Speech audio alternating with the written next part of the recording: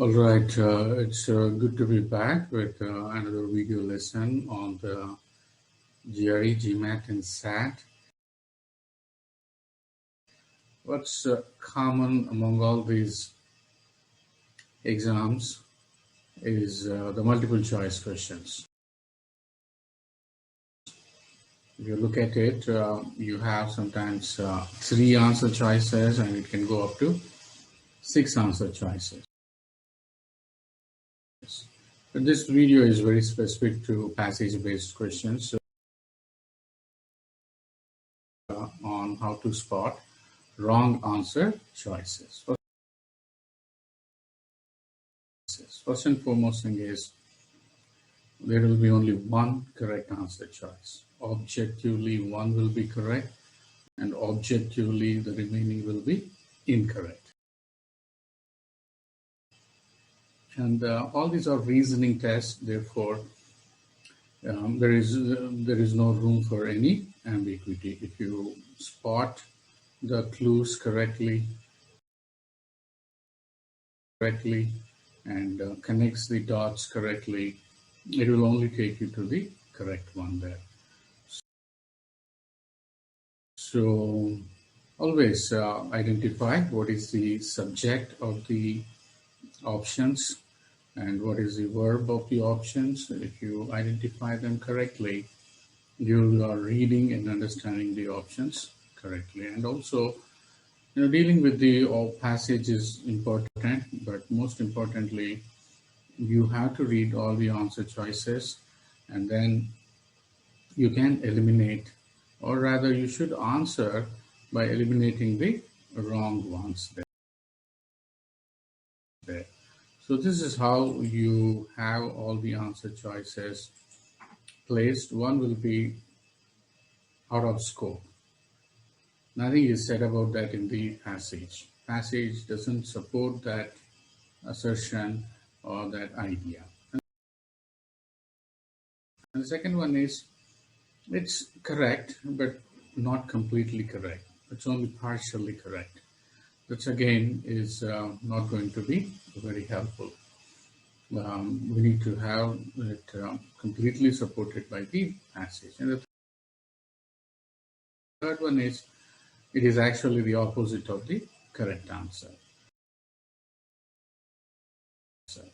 And the fourth one is, fourth option will feature the words from the passage, but the meaning, the sense it gives us is not really supported by the passage.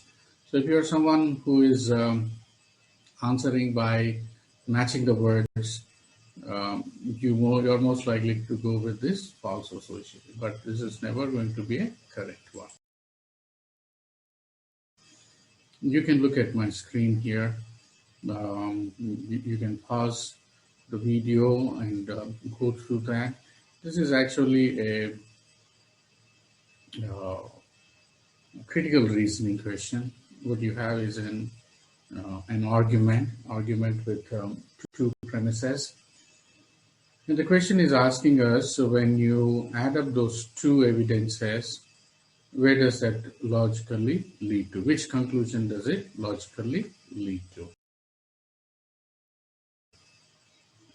There's a lot of distractors here, but the fact is there are only two facts. One is this exposition occurs only once in a century, and rest everything is all it's description. Description is not fact, so leave it. The fact is it happens once in a century, and we also have a system here, an automated system. The working of the automated system is unpredictable. So if you add these two things, once in a century and unpredictability, E is the one that paraphrases the idea. And the remaining ones, if you look at all the options, out of scope, and word association is there, but meaning is not supported, the system would be destroyed. It sounds so certain. And this is also, it would be impossible it has got nothing to do with a nuclear weapon. It's only describing the impact as 12 megaton nuclear blast, but that's not a fact. And then the opposite is given here, and then the partial one is given. And most of the students, they do struggle with reading comprehension. And for their benefit, I'm just reiterating, you can pause the video and go through how to read and identify these details, the main idea, supporting details. And then there are explicit and implicit conclusions. And there are some transitional words or logical connectors. They'll tell us how the ideas are connected. And most importantly, look for the connection between the sentences or the ideas. And there is so much that we can deduce when you read actively. All of them suggest, recommends active reading, not passive reading, not selective reading. So you have to read every word, every sentence, and then you need to ask these questions. What is being said? Why is this said? And so what? What is that author is expecting the kind of response from the readers? So really, thank you for stopping by and taking a minute and understanding what we do at Y Coaching, offering the coaching for GRE, GMAT, and SAT. We have a very high scoring capabilities and deliverables. You can look at the screen. Membane is exclusively for the words, vocabulary, and LMS offers a repository of all the reference, practice, and other quizzes.